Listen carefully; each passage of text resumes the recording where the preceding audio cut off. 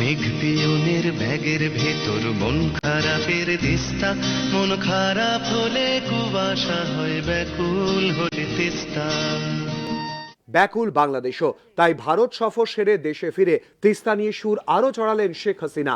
বললেন, তিস্তার জল নিশ্চয়ই আসবে, আমরা যেহেতু নিচের দিকে তাই জল এদিকেই আসবে, কেউ জলের গতি রোধ করতে পারবে না।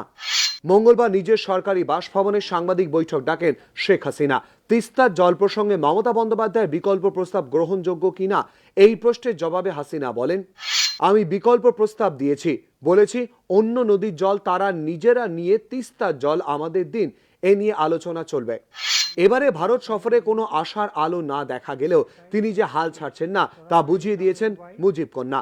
বলেছেন, তিস্তার জল ভারতকে ছাড়তেই হবে, বর্ষাকালে তো ওদের হাতে কোনো উপায়ই থাকবে না, সুতরাং জল ওরা ছাড়বেই এবং সেটাকে কিভাবে ধরে রাখা যায় আমাদের উপায় খুঁজতে হবে।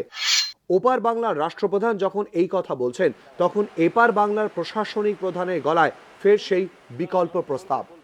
বাংলাদেশের পাশে ইন্ডিয়া সর্বতভাবে ছিল, আছে এবং থাকবে। তিস্তায় কিছু প্রবলেম আছে, আমরা তোর সামনে কতগুলো ছোট ছোট নদী আছে, এইগুলো নিয়ে আমরা দুটো government of India and Bangladesh study করে দেন দেবে। ভারতে থাকাকালীন তিস্তা ইস্যুতে একাধিকবার নরেন্দ্র মোদীর উদ্যোগের কথা শোনা গিয়েছিল বাংলাদেশের প্রধানমন্ত্রীর গলায়। এদিনও তার ব্যতিক্রম হয়নি কৌশলী হাসিনার মন্তব্য। ভারতের প্রধানমন্ত্রী কথা দিয়েছেন যে তিস্তা চুক্তি হবেই, চুক্তি স্বাক্ষরের জন্য আমরা ধৈর্য ধরে অপেক্ষা করতে পারি।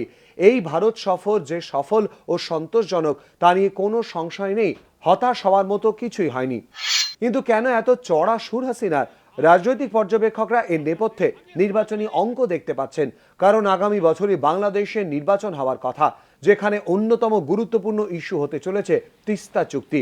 এই প্রশ্নের শাসক আওয়ামী লীগকে লাগাতার আক্রমণ করছে প্রধান বিরোধী দল বিএনপি।